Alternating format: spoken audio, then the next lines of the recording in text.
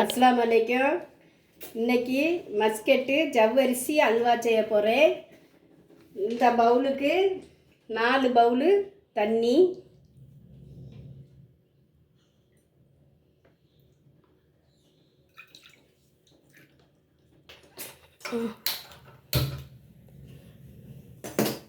தண்ணி கொதிச்சதும் நமக்கு ஜவ்வரிசியை போட்டு காய்ச்சணும். ஜவ்வரிசி 1 பவுலு,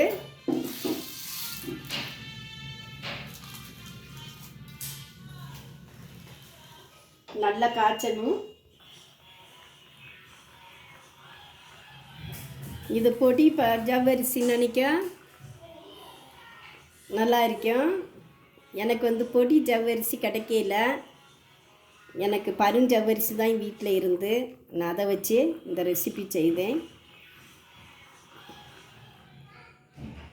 இந்த ஏலக்காவை தோலை எடுத்துட்டு இந்த விதை 4 விதையை போடுதேன்.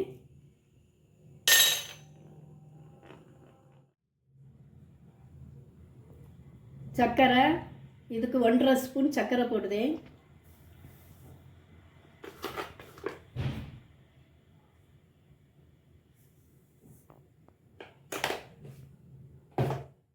Food colour green colour சேர்க்கேன்.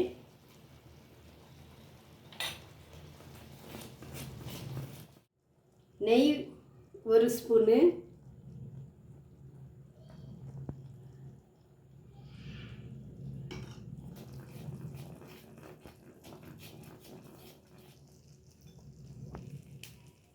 இந்த ஸ்பூனுக்கு 2 ஸ்பூன் கார்ன்ஃப்ளவர் மாவு எடுத்து கரைச்சி வச்சுருக்கேன். இதை இதில் ஊற்றுதேன்.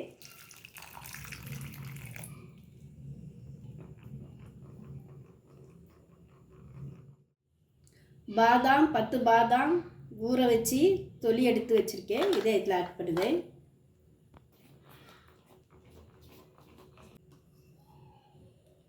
இன்னும் ஒரு 2 ஸ்பூன் நெய் ஊற்றும்.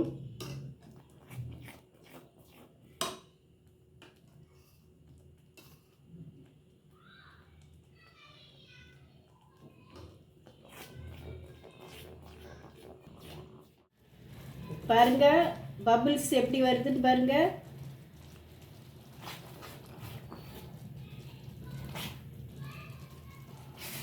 இப்படி கோரி இப்படி ஊற்றி பார்க்கணும். ரொம்ப பருவம் வரும்.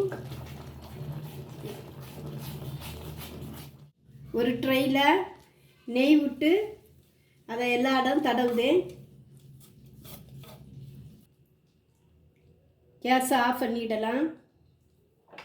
இன்னும் இந்த பவுலில் நம்ம இதை ஆட் பண்ணிடும். இது நமக்கு ஆறின பிறகு ஒரு 10 நிமிஷம் ஃப்ரிட்ஜில் வச்சு எடுத்து நம்ம சைஸ் பண்ணலாம். மஸ்கெட்டு ஜவ்வரிசி அல்வா அழகாக வந்திருக்கு, சூப்பராக இருக்குது. இதை நம்ம இப்போ கட் பண்ணி பார்ப்போம்.